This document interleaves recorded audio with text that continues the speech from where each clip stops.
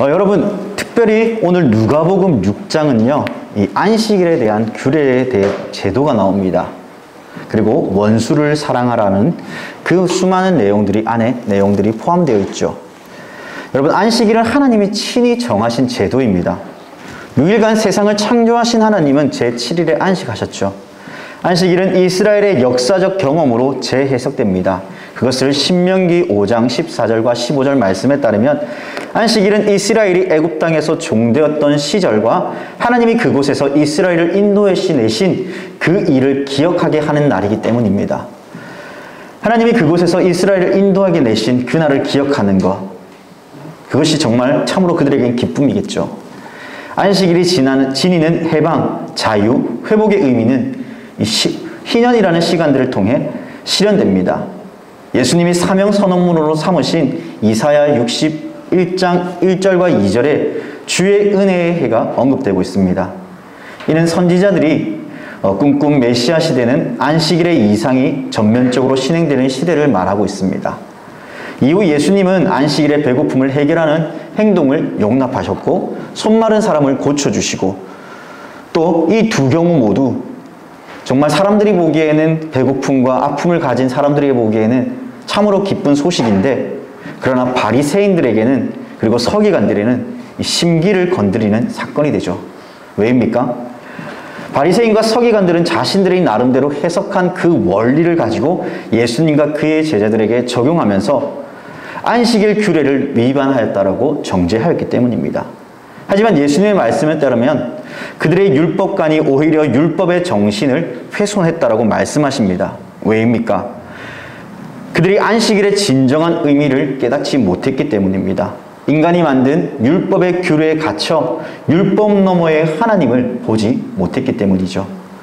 다시 말하면 사람이 정한 율법의 규례대로 자기의 만족과 그리고 자신의 기쁨을 거기 안에서 만족하며 누리며 살아갔다는 것입니다. 그래서 예수님은 자신의 욕망과 만족에 서 있는 그들에게 참된 안식일의 제정을 규정하시고 이날의 주인이 바로 예수님이심을 선포하십니다. 안식일 논쟁 후 산에 올라가 밤을 지새우며 기도하신 예수님께서 이제 12제자를 선택하십니다. 12제자들은 이 하나님 나라의 새 백성을 대표하는 자들입니다. 하나님 나라의 백성은 이 마음이 가난한 자들, 그리고 스스로는 도저히 구원을 받을 수 없다는 그 죄인임을 깨달아 오직 은혜와 긍휼만을 기대하는 자들입니다. 게다가 하나님의 나라의 백성들은 그 삶 안에 사랑이 드러나야 됩니다. 왜입니까? 사랑이야말로 하나님의 자녀됨을 드러내는 표징이기 때문이죠. 하나님 나라에 속한 자들에서 반드시 나타나야 되는 이 사랑의 고백, 하나님의 그 사랑이심을 나타내야 되는 것이죠. 만약 사람들이 하나님 나라의 새로운 백성이 되었음에도 불구하고 하나님의 통치를 받지 않고 그리고 하나님의 뜻을 제대로 선포하지 못하고 그 삶 가운데 하나님의 성품, 그 인자와 자비 그리고 사랑이 전하지 못한다면 이것은 말 그대로 하나님의 백성, 하나님의 자녀라고 말할 수 없는 것입니다. 그러므로 하나님의 백성, 하나님의 자녀들은 이 사랑이 넘쳐야 됩니다. 생활 속에서 원수를 사랑하고 미워하는 자를 선대하며 저주하는 자를 축복해야 되죠. 모욕하는 자를 위해 기도까지 해야 되는 그 모습이 바로 예수님의 가르침의 원리이십니다.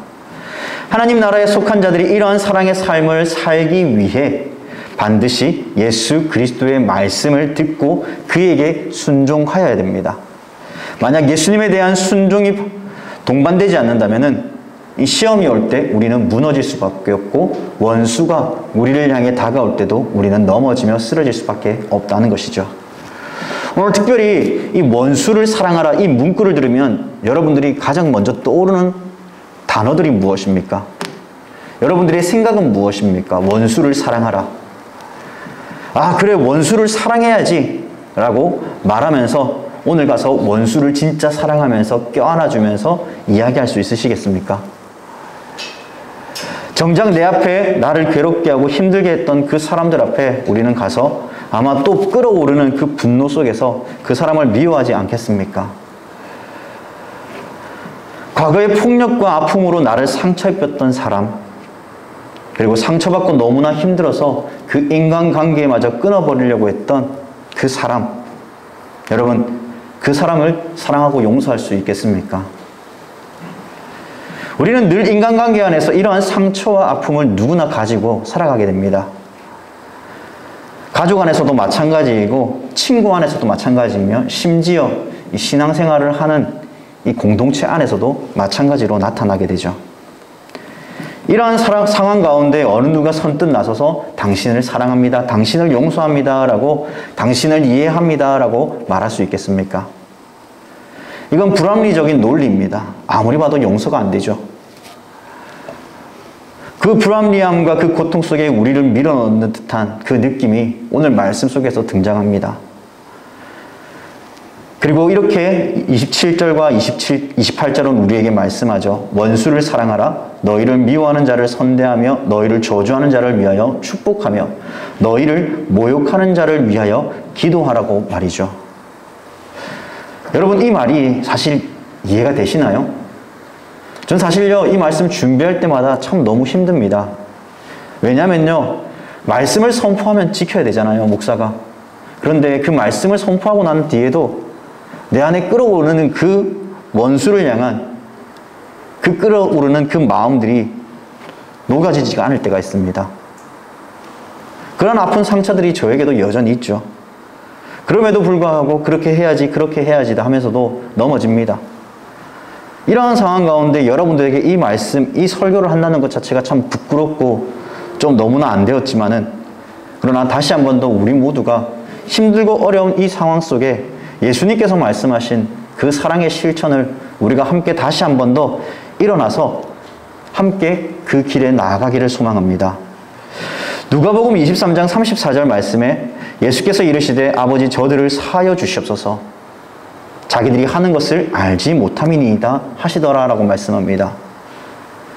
여러분, 35절 말씀, 특별히 누가복음 23장 34절과 35절의 말씀 이하에 보면요, 예수님의 옷을 나눠 제비 뽑는 사람들, 예수님을 향해 조롱과 비웃음을 짓는 사람들, 군인들도 희롱하고 그곳에 모인 사람들도 희롱하고, 내가 만일 유대인의 왕이면 내가 너를 구원하라 하더라 죄인 중 한 사람이 예수를 비방합니다. 그 가운데서도 예수님은 저들의 죄를 사하여 달라는 그 간절한 기도를 아버지께 올려드립니다. 이것이 예수님이 우리에게 몸소 보여주신 자신을 비방하며 조롱하는 자들을 향한 용서의 기도이죠. 그러한 기도를 예수님께서 먼저 보이시며 실천하셨듯이 저와 여러분들도 오늘 그러한 삶으로 이 말씀을 통해 한 주간 그 삶으로 나아가기를 소망합니다. 원수를 사랑하라는 이 말 뜻 그대로 원수를 사랑하고 용서해야 될까요? 그리고 누가 원수이고 누가 사랑해야 될 자인지 오늘 말씀을 통해 우리가 한번 찾아보기를 소망합니다. 여러분, 원수의 본 헬라어적 의미는요, 에크드로스라고 얘기합니다. 이 의미는요, 미움과 증오에서 유래된 말이죠. 이어 28절에서 원수가 누구인지에 대해서 분명히 이야기합니다. 바로 저주하는 자와 모욕하는 자입니다. 당시 시대적 배경은 어떨까요? 여러분, 로마의 통치 아래 살아가야 되는 그 아픔과 절망이 그들에게 있었습니다. 게다가 당시 유대 문화에서 유일신이신 오직 한 분 하나님만을 섬겨야 될 그들에게 예수님의 등장은 사실 반갑지 않았습니다. 왜냐하면 그가 하나님의 아들이라고 이야기하면서 하나님을 모욕하고 성전을 모욕하는 그들에게 있어서 정말 이해될 수 없는 예수님이었던 거죠. 그래서인지 예수님을 따르는 자들에게 적대시하고 환란과 환멸을 느끼며 그들에게 저주하며 그들을 모욕하였던 것이 바로 예수님 당시의 그리스도인들의 모습이었습니다. 예수님을 쫓아 살아가는 자들의 모습이었습니다. 로마 사람들도 유대인들도 그리스도인들을 향해 욕하며 힐난하고 저주하며 모욕하는 자, 그 상황의 모습이 바로 오늘 본문의 시대적 배경의 모습입니다. 게다가 당시 문화는 그리스도의 철학이 발달되었기 때문에 당한 만큼 갚아주어야 된다는 그러한 선지식이 그들의 삶 가운데 깔려 있었죠. 자, 그럼 한번 보세요. 그런 그들에게 예수님의 말이 여러분 달가울까요? 당한 만큼 갚아줘야 된다. 이것이 그들의 말이었다면 예수님은 어떻습니까? 원수를 사랑하라고 이야기합니다. 선대하라고 이야기합니다. 축복하라고 이야기합니다. 내 속옷을 벗어서 주라기까지 얘기하십니다. 네가 뺨을 맞을 때 다른 뺨을 내어 주라고 이야기합니다. 정말 이해될 수 없는 그러한 말이죠. 멸시와 천대를 받으며 살아가야 되는 그리스도인들에겐 결코 예수님의 말이 사실은 달갑지도 않았을 것입니다. 그런데 예수님은 세상과 다른 배경, 다시 말해 하나님 나라에 대해 그 원리에 대해서 가르치며 전하고 있다는 사실을 우리는 놓치지 말아야 됩니다. 세상의 지식이 아니라 하나님 나라의 원리를 예수님께서 오늘 우리들에게, 그리고 그때 당시에 살아갔던 그 자녀들에게도 가르쳤다는 것이죠. 자, 그럼 이러한 배경 속에서 한 사람이 아니라 당시의 모든 예수 그리스도를 반대하는 자들과 유대인들이 그들이 비방하며 비판하며 욕하고 저주하는 그들에게 믿는 자들의 원수가 되지 않겠습니까? 그런 그들을 향해 예수님께서는 그들을 사랑하라고 하십니다. 사랑하는데 그 사랑의 방법을 가르치시는데 이것 또한 우리의 머리와 지식으로 이성적 논리로도 이해되지 않습니다. 여러분 28절 이하의 말씀을 보세요. 28절 이하의 말씀을 보면 저주하는 사람에게 축복하라고 하고 모욕하는 자를 위해 기도하라고 합니다. 구하는 자에게 주고 가져가는 자에게 다시 달라고 하지 말라고 합니다. 남을 대접하고 사랑하는 자만 사랑하지 말고 죄인들에게 꾸어주라고 합니다. 원수를 사랑하고 선대하라고 합니다. 비판하지 말라고 합니다. 정죄하지 말라고 합니다. 이건 인간으로서 도저히 용납되지 않습니다. 그럼에도 예수님은 하나님 나라의 백성의 삶을 이 땅 가운데 드러내며 그렇게 살아내도록 말씀합니다. 그러면 100% 그러한 삶을 살아내기 힘들지는 모르지만은 적어도 우리가 어떻게 살아야 될지에 대한 그러한 고민들을 오늘 말씀을 통해서 해봐야 되지 않겠습니까? 오늘 저의 설교의 핵심은요, 이 37절에 나와 있는 비판하지 말라, 정죄하지 말라, 용서하라, 사랑하라입니다. 이것은 곧 하나님의 나라의 백성이면 누구나 가져야 될 마음입니다. 성경에서 말하는 비판과 정죄하지 말고 용서와 사랑을 하기 위해서 그러면 우리는 어떠한 자세를 취하며 살아가야 되겠습니까? 성경은 27절과 28절 말씀을 통해 다음과 같이 이야기합니다. 원수를 사랑하라고 말이죠. 이 원수의 언어적 의미는 증오와 미움이라고 말씀드렸습니다. 증오한다는 것은 인간의 감정적 요소입니다. 증오는 혐오감과 분노와 같이 그러한 어려움들을 나타냅니다. 여러분, 사람이 정말 화가 나고 정말 그 사람을 미워한다면 여러분 그 사람이 좋게 보일까요? 그렇지 않습니다. 마치 화산에서 잠재적으로 열이 지속해서 유지되고 있지만은 어느 순간 터져 나와서 뿜어져 나와서 언제 어디서 사람을 다치게 할지 모르는 극심한 상태에 놓여 있는 것이 바로 이 원수에 대한 마음일 것입니다. 이러한 감정은 결국 살인이라는 충동까지 사람의 마음을 속삭이며 실행하도록 어리석음을 나타내기도 합니다.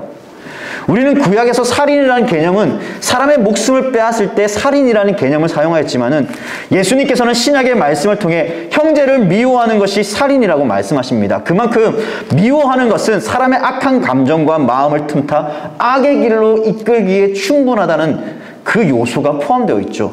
그러므로 예수님은 그러한 상태에 머물지 않도록 권면하는 것입니다. 그래서 원수를 사랑하라고 하시며 이 사랑에 대해 다음과 같은 의미를 부여하시죠. 아가페. 여러분, 이 아가페의 단어란 이 헬라어적 단어는 여러분들이 무엇인지 너무나 잘 알 거예요. 조건 없는 사랑. 이 사랑은 조건 없이 우리를 하나님께서 사랑해 주셨듯이 너희도 그렇게 사랑하라고 이야기합니다. 예수님은 바로 그러한 아가페적 사랑을 실천하셨습니다.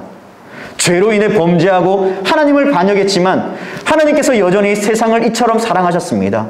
그 사랑을 위해서 자신의 사랑하는 아들 독자 예수 그리스도를 이 땅에 보내셨습니다. 우리로 죄에서부터 참된 자유와 그 기쁨, 그 구원의 기쁨을 허락해 주신 것입니다. 하나님의 사랑은 조건 없이 그 사랑을 허락해 주신 것이죠. 그 사랑을 받은 자는 그 사랑을 압니다. 그러나 그 사랑을 모르는 자는 그 사랑을 깨닫지 못하죠. 이전과 같이 미워하고 저주하며 악한 행동을 할 수밖에 없습니다. 사랑하는 여러분, 저와 여러분들은요, 하나님의 사랑을 받은 자들입니다. 그 구원의 기쁨과 그 감격을 우리는 깨달은 자들이죠. 그 사실을 우리는 너무나 잘 알고 있고 하나님께서 우리에게 거저주신 사랑이라는 것을 너무나 잘 깨닫고 그것을 감사하며 우리가 기도할 때마다 우리에게 베풀어 주신 그 사랑에 대해 우리가 찬양하며 노래합니다. 그런데 과거와 달리 예수님을 믿고 하나님의 말씀을 깨달은 자들로서 진짜 그러한 삶으로 저와 여러분들은 나아가고 있습니까? 저도 이 말씀을 전하는 것이 너무나 부끄럽다고 말씀드렸습니다. 하지만 다시 한 번 더 저는 이 말씀을 준비하면서 저와 여러분들이 한 번 더 도전해 봤으면 좋겠습니다. 나를 향해 미워하고 나를 향해 증오하는 자들을 향해 다시 한 번 더 사랑으로 나아갔으면 좋겠습니다. 미워하는 자를 선대하며 저주하는 자를 위해 축복하는, 기도할 수 있는 그러한 삶으로 말이죠. 그러므로 비록 우리는 미움을 받고 저주의 대상이 되고 상처를 받을 때도 그 받은 사랑을 기억하며 우리는 반응해야 됩니다. 두 번째로 용서와 사랑을 이루기 위해 어떻게 사랑을 실천하며 살아가야 할 것인지에 대한 고민입니다.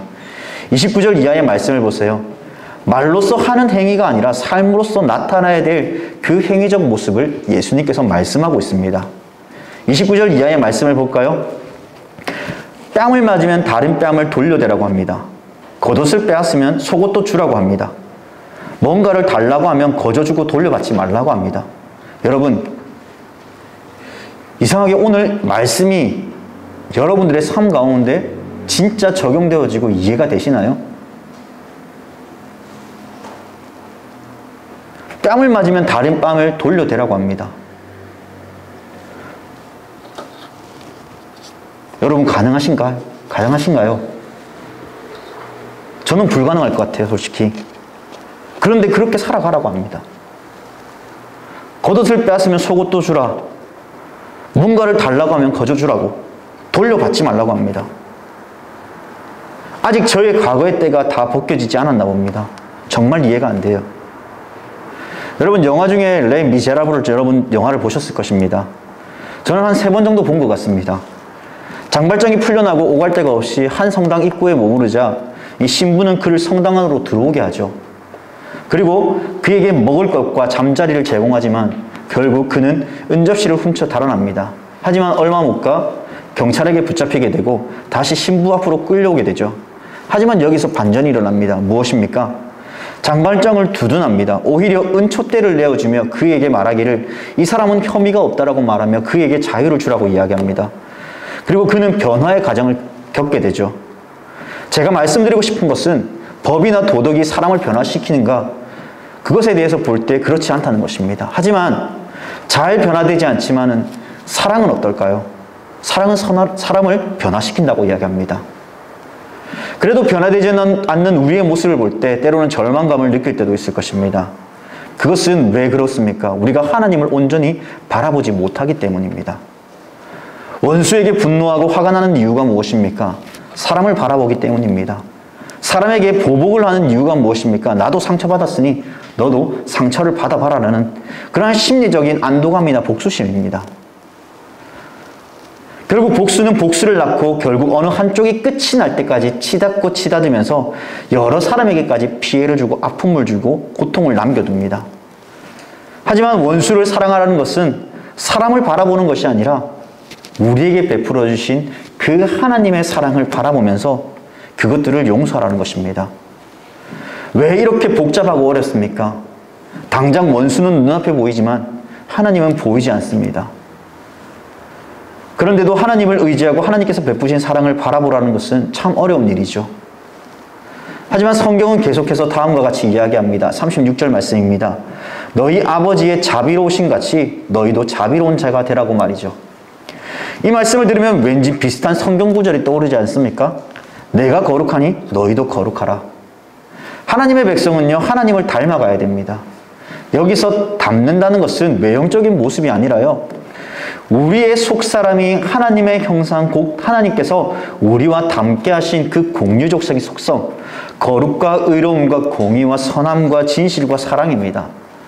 사랑을 베푸셨듯 우리도 사랑을 베풀어야 되고 그것이 하나님의 나라의 백성의 삶이 회복되어야 될 모습인 것입니다. 그 모습의 회복을 위해 예수님께서 우리를 위해 십자가에 달려 죽으셨습니다. 그 형상의 온전한 회복을 닮아가도록 그분은 아버지의 뜻 안에 순종하며 우리의 모든 질고와 저주를 그의 몸에 담당하심으로 죽으셨습니다. 그 사랑을 위해 아버지께서 자신의 사랑하는 아들 독자 예수 그리스도를 이 땅에 보내시고 그를 십자가에 못 박혀 죽게 하신 것이죠. 우리 편에서는 거저받은 은혜이지만은 아버지 편에서는요, 엄청난 대가를 아버지 편에서 치르셨지만 우리는 거저받은 은혜입니다. 이 받은 은혜를 우리는 잃어버려서는 안 됩니다. 그러므로 오늘 우리의 말씀의 결론인 이 비판과 정죄를 해서는 안 됩니다. 하나님 나라의 백성은요, 비판하지 않고 용서하는 삶이 동반되어져야 됩니다. 비판하는 것은 어디까지나 사람의 영역이 아니라 하나님의 영역입니다. 예수님의 제자는 선악을 분별해야 하지만 다른 사람을 정죄하고 비판하는 것을 금해야 되고 피해야 됩니다. 왜입니까? 사람을 정죄하고 심판하는 것은 하나님의 영역이기 때문입니다. 같은 죄인이 어떻게 같은 죄인을 비판하고 정죄할 수 있겠습니까? 우리 모두는 죄인입니다. 죄인은 죄인을 판단할 수 없습니다. 오직 하나님의 공의의 하나님만이 인간을 판단하고 정죄할 수 있습니다. 그러나 인간의 죄악은 마치 하나님처럼 되고 싶은 그러한 죄악의 본성이 있죠. 그래서 심판자가 되어 남을 비판하고 정죄합니다. 내 눈에 들보는 보지 못하면서 남의 눈에 티를 너무나 잘 보고 비판하죠. 우리는 그러한 죄를 시시때때로 지으며 살아갑니다. 마치 우리가 하나님이 된 듯 말이죠. 결국 이러한 작은 비판과 정죄가 쌓이다 보면 어떤 일이 발생하겠습니까? 나는 전혀 그렇지 않다고 생각하는데 남의 원수가 되어버린다는 것입니다. 남을 미워하고 정죄하면서 그 사람을 향해 살인하는 어리석은 자의 모습을 가지고 살아가게 된다는 것이죠. 그것은 하나님 나라의 백성의 삶의 모습이 아닙니다. 그러므로 우리는 항상 우리 자신을 살피며 돌아보아야 됩니다. 남을 비판하고 정죄하기보다 나 자신을 돌아보며 그 사랑이 밉고 용서가 안 될 때 우리는 기도해야 됩니다. 예수님께서 보이셨던 아버지, 저들이 지금 하는 행동이 하는 일이 무엇인지를 모릅니다. 용서하여 달라는 그 예수님의 간절한 기도처럼 우리 또한 그러한 기도의 삶이 우리에게 필요한 것입니다. 예수님께서 말씀하신 용서와 사람으로서 세워져 하나님 나라의 백성의 삶의 본질이 무엇인가를 세상 사람들에게 선포하며 나타내셨듯이 우리 또한 누가 참된 그리스도인이며 누가 참된 하나님의 백성인가를 바로 나타내 보이는 그 사랑의 원리, 그 원리를 우리는 우리의 삶 가운데 나의 가까운 이웃과 친구들에게 나타내 보여야 된다는 것이죠. 말씀을 정리하겠습니다. 하나님은 당신의 사랑하는 아들 예수 그리스도를 통해 이 조건 없는 아가페적인 사랑을 나타내 보여주셨습니다. 이것은 앞으로 그리스도인들의 신앙의 모토로 가져야 될 필수적인 조건입니다. 왜냐하면 하나님 나라의 백성은 사랑으로 모든 것을 감싸 안으며 용서와 사랑을 실천해야 되기 때문입니다. 이것은 곧 하나님 나라의 원리가 무엇인가를 세상 가운데 선포하는 것과 같습니다. 그러므로 원수가 나를 둘러싸고 비방하고 조롱을 한다 할지라도 우리도 똑같이 그들과 똑같이 받은 만큼 너희들도 당해봐라가 아니라 오히려 그들을 향해 사랑과 용서로 그들에게 다가가며 그들이 그것이 변화되지 않는다 할지라도 우리는 끝까지 예수님을 붙잡고 그를 미워하기보다 판단하기보다 오히려 우리의 작은 삶의 변화의 그 모습을 통해서 저들에게 울림이 있는 그 모습을 나타내 보여야 된다는 것이죠. 비록 세상의 논리와 사람의 이성적 판단이나 사고가 머리로서 지금까지 이해되지 않을 수도 있습니다. 오늘 우리에게 주어진 이 말씀도 마찬가지입니다. 그런 이성적 판단이나 사고가 머리가 아니라 이 성경이 말하는 바를 우리는 따라 살아가야 됩니다. 누가복음은요, 완전한 인간이신 그 예수님께서 세상 가운데 선포하며 그분이 걸어가신 길을 소개하고 있습니다. 무엇입니까? 누가가 우리에게 말하는 것은 예수님도 완전한 인간이시기 때문에 그 길을 걸어가셨다는 것을 우리에게 보여주시며 우리 또한 그 길을 걸어갈 수 있다는 것을 말씀해주고 있는 것입니다.